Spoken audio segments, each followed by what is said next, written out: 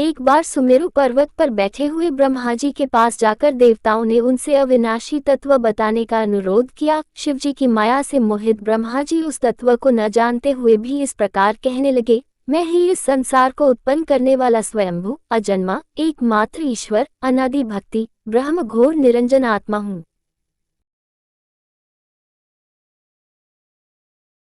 मैं ही प्रवृत्ति और निवृत्ति का मूलाधार सर्वलीन पूर्ण ब्रह्म हूँ। ब्रह्मा जी ऐसा कि पर मुनि मंडली में विद्यमान विष्णु जी ने उन्हें समझाते हुए कहा कि मेरी आज्ञा से तो तुम सृष्टि के रचयिता बने हो, मेरा अनादर करके तुम अपने प्रभुत्व की बात कैसे कर रहे हो।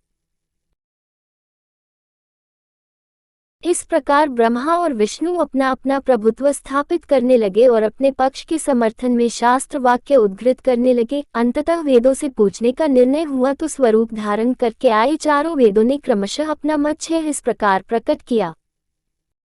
ऋग्वेद जिसके भीतर समस्त भूत निहित है तथा जिससे सब कुछ प्रवत होता है और जिसे परमात्मा कहा जाता है, वह एक रुद्र रूपी है।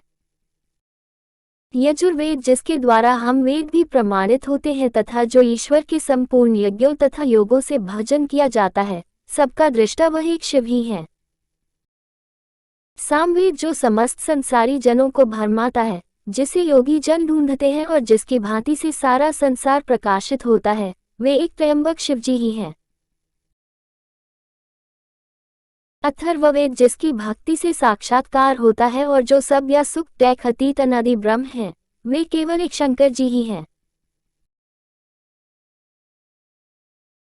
विष्णु ने वेदों के इस कथन को प्रताप बताते हुए नित्य शिवा से रमण करने वाले दिगंबर पीतवर्ण धूली धूसरित प्रेमनाथ कुवेटाधारी सर्वावेष्टित वृपनवाही निसंग शिवजी को पर ब्रह्म मानने से इनकार कर दिया। ब्रह्मा विष्णु विवाद को सुनकर ओंकार ने शिवजी की ज्योति नित्य और सनातन पर ब्रह्म बताया, परंतु फिर भी शिव माया से मोहित ब्रह्मा विष्णु की बुद्धि नहीं बदली। उस समय उन दोनों के मध्य आदि अंत रहित एक ऐसी विशाल ज्योति प्रकट हुई कि उससे ब्रह्मा का पंचम सिर जलने लगा। इतने में त्रिशूलधारी नील लोहित शिव वहां प्रकट हुए तो अज्ञानतावश ब्रह्मा उन्हें अपना पुत्र समझकर अपनी शरण में आने को कहने लगे। ब्रह्मा की संपूर्ण बातें सुनकर शिवजी अत्यंत क्रोध हुए और उन्होंने तत्काल भैरव को प्रकट कर उससे ब्रह्मा पर शासन करने का आदेश दिया।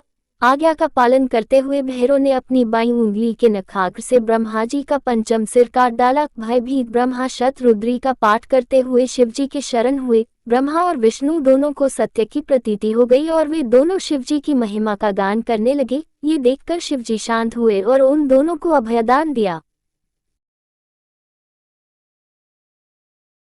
इसके उपरांत शिवजी ने उसके भीषण होने के कारण भैरव और काल को भी भयभीत करने वाला होने के कारण काल भैरव तथा भक्तों के पापों को तत्काल नष्ट करने वाला होने के कारण पाप भक्षक नाम देकर उसे काशीपुरी का अधिपति बना दिया। फिर कहा कि भैरव तुम इन ब्रह्मा विष्णु को मानते हुए ब्रह्मा के कपाल को धारण करके इसी के आश्रय से भिक्षावृत्ति करते हुए वाराणसी में चले जाओ। वहां उस नगरी के प्रभाव से तुम ब्रह्म हत्या के पाप से मुक्त हो जाओगे।